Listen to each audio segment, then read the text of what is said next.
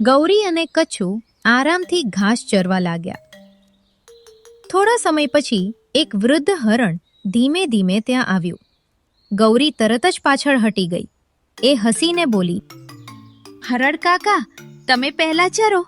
હરણ કાકા બોલ્યા, ના બેટા, તું ચરી લે. હું તો રોજ આવું છું, પણ તમને ચાલવામાં તકલીફ પડે છે. બેટા, ભગવાન તને હંમેશા સુખી રાખે. હરણ કાકાની આંખોમાં ખુશી આવી ગયા. દૂર ઝાડ પાછળ છુપાયેલો ભૂરો આ બધું જોતો હતો, પણ એને ગૌરીની દયા દેખાઈ નહીં. એને તો માત્ર હરિયાળું મેદાન જ દેખાતું હતું અને ત્યાં આવનારા શાકાહારી પ્રાણીઓ પર નજર હતી. ભૂરો મનમાં બોલ્યો, આટલું સરસ મેદાન અને અહીં ઘણા પ્રાણીઓ આવે છે.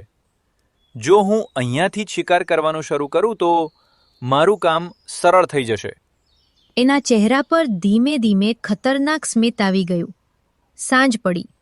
ગૌરી અને કચ્છુ પાછા ઘરે જવા નીકળ્યા. ભૂરો પણ ચૂપચાપ પોતાની ગુફા તરફ ચાલ્યો ગયો. પણ આખી રાત એને ઊંઘ જ ન આવી.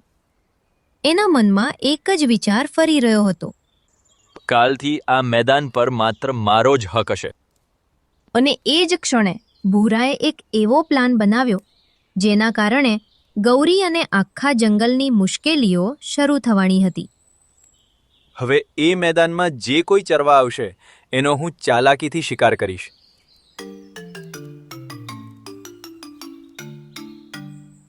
બીજા દિવસે સૂરજ ઉગે એ પહેલા જ ભૂરો ગૌરીના ઘરે પહોંચી ગયો.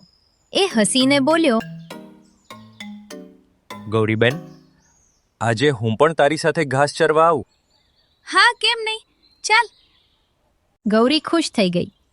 કચ્છુએ ભૂરા તરફ જોયું. એને હજુ પણ ભૂરા પર વિશ્વાસ નહોતો. પણ તું તો માંસાહારી પ્રાણી થઈને ઘાસ ખાઈશ. હા કચ્છુભાઈ, હું એવું વિચારું છું કે જો હું માંસાહારી ભોજન મૂકી દઉં તો જંગલમાં ઘણા પ્રાણીઓનો જીવ બચી જશે. કચ્છુ કાચબાને હજુ પણ ભૂરા પર વિશ્વાસ નહોતો, પણ ગૌરીએ કંઈ વિચાર્યું નહીં. ત્રણેય ધીમે ધીમે જંગલની અંદર જતા રહ્યા.